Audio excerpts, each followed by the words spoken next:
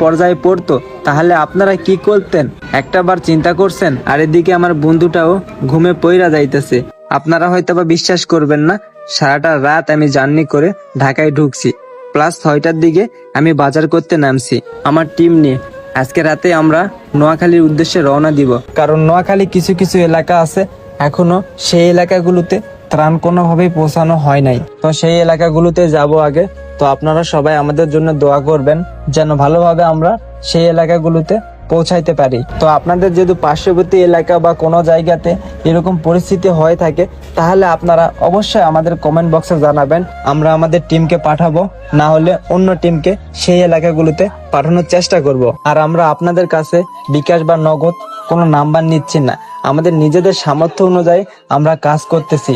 তো আপনাদের কাছে রিকোয়েস্ট, আপনারা এই পরিস্থিতিতে হয় বন্যা প্লাবিত এলাকাগুলোতে আসবেন, না হয় আপনারা ভালো কোনো